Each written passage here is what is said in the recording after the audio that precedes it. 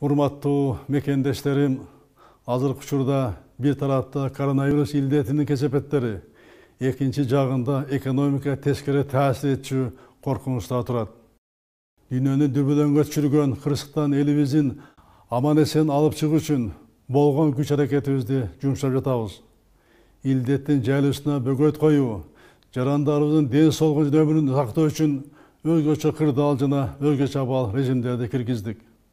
Мамлекеттик органдар, жергиликтүү бийлик, дарыгерлерибиз, милиция жана аскер кызматкерлери күнү-түнү эмгектенишип, калкыбыздын өмүрүн сактоо үчүн болгон аракетти жасашууда. Айыл, район, облустардын жашоочулары жеринде тартипти кармап, кирген чыкканды көзөмөлдөп, илдетке каршы күрөштө чоң жардам беришүүдө. Жалпы элибиз кырдаалы туура түшүнүп, сабырдуулук жана жоопкерчилик менен мамлекеттик органдардын аракеттерин колдоп, талап кылган эрежелерди сактап берди. Чогуу жасаган ушул аракеттер ордунун андан ары жайышына бөгөт болду.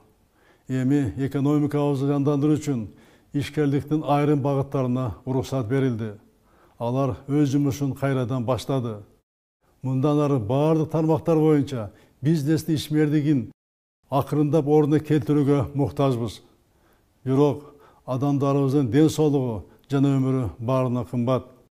Ошондуктан жалпы республиканын аймагында өзгөчө кырдаал режими сакталат, анын мөөнөтү дагы узартылат.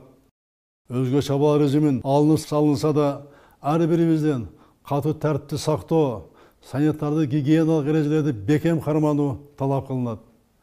Ишканалардын иши жанданып, карым катыш ачылган шартта да бул талаптарды кымтыксыз аткарууга милдеттүүбүз. Коомдун саламаттыгы үчүн мамлекет жооптуу, бирок ордунун жайылып кетишине жол бербөө үчүн мамлекет менен катар ар бир жаранда өз жоопкерчилигин сезүүгө милдеттүү. Ыктыярдуу жоопкерчилик мурдагыдан да күчтүү болушу керек. Иш берүүчүлөр жана жергиликтүү бийлик чогуу аракет кылып, зарыл чаралардын баарын аткаруусу абзел. Коомдун, өзүбүздүн, балдарыбыздын, жакындарыбыздын ден соолугу жана өмүрү үчүн мамлекет менен чогуу ар бир жоопкерчиликти моюнга ала турган учур келди. Баарыңыздарга бүгүнкүгө чейин тартипти сактап, медициналык талаптарды аткарганыңар үчүн терең ыраазычылык билдирем. Мындан ары да бекем тартип, биримдик менен бул аракеттер улантылат.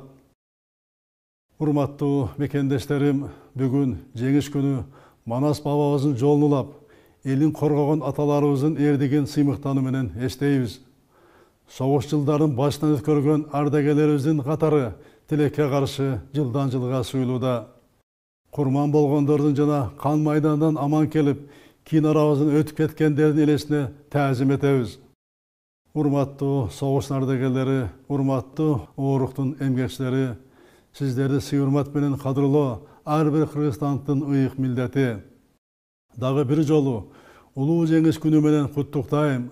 Ар бириңиздерге бекем ден соолук каалайм. Арабызда аман болуңуздар. Ар дайым жергебизде тынчтык, элибизде ынтымак болсун. Жараткан Кудай өзү сүйүктүү Кыргызстаныбызды колдосун.